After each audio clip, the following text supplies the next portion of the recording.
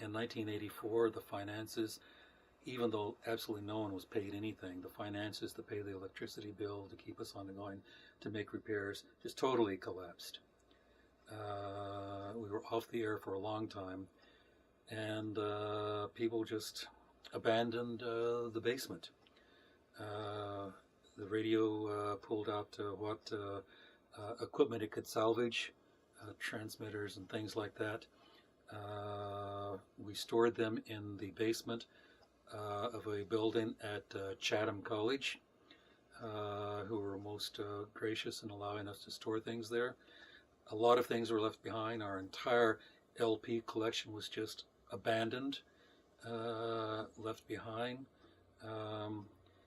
For a long time, the equipment just sat in the basement of over at Chatham.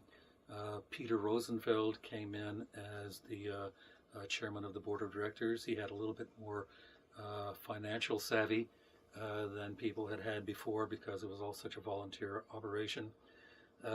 It was Peter's idea to sort of abandon the very diverse, eclectic nature of YP, focus on alternative music as a more economically viable stream, a niche that YP could identify itself as. It's the kind of sound that YP still has to this very day. It's very good. I like it. It's great that Pittsburgh has an alternative music radio station.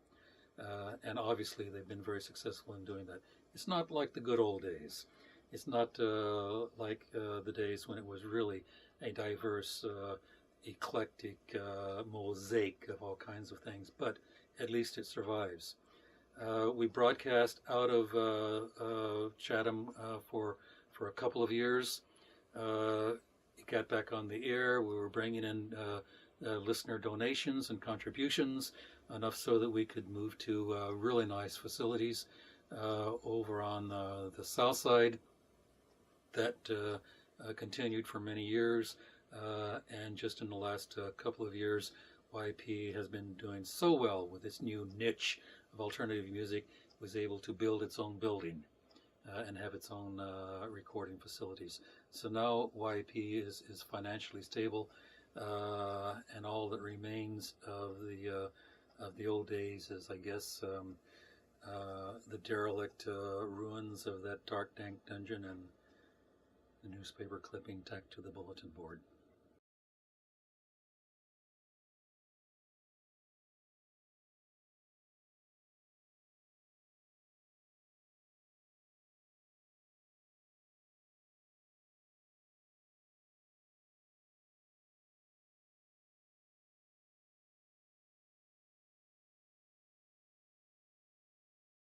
We began making this documentary in 1982, completely unaware at that time that it was going to be ripped down in January of '83. We began just in the nick of time. One thing led to another. You would find some person who says, "Oh yeah, I remember when we tried to racially integrate the theater."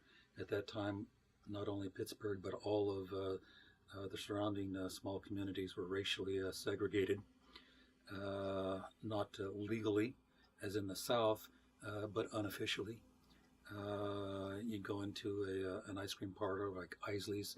A black person could buy their ice cream, but then they couldn't stay there to eat it. They'd have to go out and sit on the curb to eat their ice cream. In Homestead at the Leona, blacks would go in. They could not sit downstairs because that was reserved for whites. They had to go upstairs and sit in the balcony. So we'd find someone who remembers when they went in and they got themselves arrested by sitting downstairs, hauled off to jail, and that was in 1938, that began the fall of the unofficial Jim Crow policies in Homestead and the Steel Valley. And then that person would suggest another person, "Oh yeah, this person, he was actually the publicist for John Stahl, the owner. He has an entire scrapbook of photos of them actually building the building." So would go there, would take pictures of that, would interview him. Someone else would say, "Oh yeah, this guy actually performed and danced in the marathon dances, these dances that went on in the 1920s for a week, 2 weeks, until people keeled over. It's like Survivor Homestead, last one standing." We would find someone else who went there in the 1950s for kiddie matinees. We would find someone who said, oh, you know, Pete Seeger, the folk singer, came here and he performed for a big insurgent labor rally here. So we found Pete Seeger. We interviewed Pete Seeger. Someone else would say, you know what, Patti Smith was the last rockette to perform there. We found someone who actually attended the Patti Smith concert. One thing just led to another. You sort of like stumble upon things. You go in, you don't know what you're going to find. One thing leads to another. It all opens up. And before you know it, you have enough material to actually do a documentary on a place.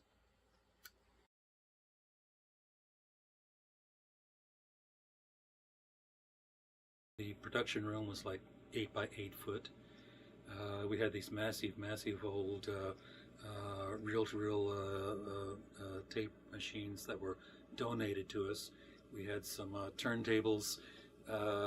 We had cassette tape recorders that we actually went out to do interviews with. We'd come back, we'd dub the cassette tapes onto quarter-inch tape.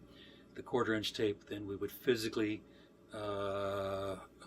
cut and splice and retape. Digital editing was years in the future at that time. So you'd go back and forth until, oh, you got your headphones on. Oh, I think I hear that sound. Cut there. You take a razor blade, you cut it with a razor blade, you put it over, you splice it, and you say, oh yeah, that sounds good.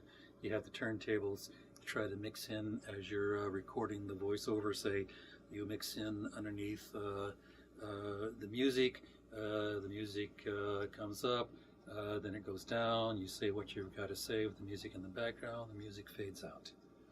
Very, very primitive, and yet nevertheless, we won Golden Quill Awards. We won a number of Golden Quill Awards against the richest, the biggest media giants in Pittsburgh, all coming out of this prehistoric, dinosaur, desolate, cast-off charity equipment in the basement of this community radio station.